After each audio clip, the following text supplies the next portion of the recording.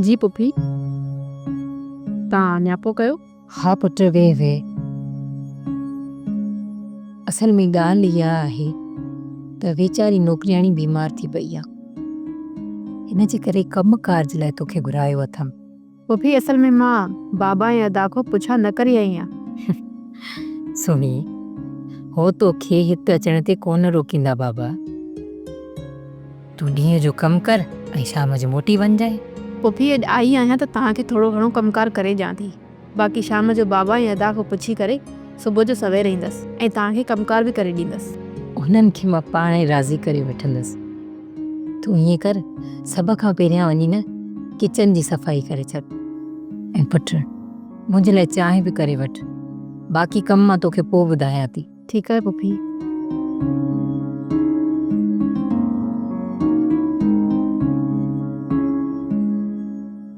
जेको सोचियो आहे, जेकर मां उन मक़सद में कामयाब थी वयसि त पोइ हिकु दफ़ो ॿीहर जाकर ख़ान मुंहिंजी मुठीअ में अची वेंदो। पर जेकॾहिं मां पंहिंजे मक़सद में कामयाब न थियसि त पोइ मुंहिंजो मौत पको आहे। हाँ, मुंहिंजो मौत। या अल्लाह ख़ैर कजांइ।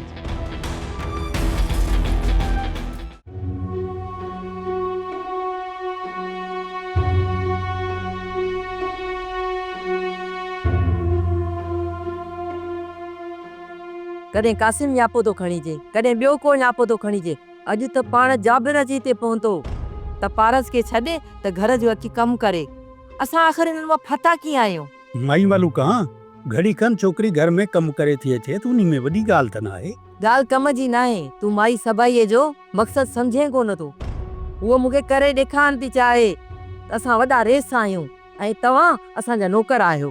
तुंहिंजी त सदाईं उबती सोच आहे। दीनू, तूं असां मायुनि जी सोच खां वाक़ुफ़ न आहे। तूं सम्झे थो असां साफ़ आहियूं त सभु साफ़ हूंदा, पर ईअं न आहे। इहा माई सबाई जेका आहे न, इहा दिलि में लुंडियूं बलाऊं थी पालींदी वते, लुंडियूं बलाऊं। इहे तव्हां मायुनि जा किसान पंहिंजो पाण ॼाणियो, मूंखे विच में न गिलियो। तोखे गिलिया मां कोन थी, मां इहो थी चवां छोकिरी अचे त तूं उनखे सम्झाए। हाणे भली माई सबाईअ जा 10 न्यापा अचनि, पर छोकिरीअ खे नाहे छॾणो। हिन घर में न मुंहिंजी तव्हांजे मथां हले थी, न वरी छोकिरीअ मथां, न वरी छोकिरनि जे मथां। जेकॾहिं पारस खे रोकणो अथई न, पोइ सिकू खे चई छॾ, उहो उन्ही खे रोकींदो। इन छोरे खे मां इलाही चयो आहे, पर हू मुंहिंजी ॿुधे ई कोन थो। वते तो जाबिर जे आङुरनि ते नचंदो। मुंहिंजी ॻाल्हि हिकु कन मां ॿुधे थो, ॿिए मां कढी थो छॾे।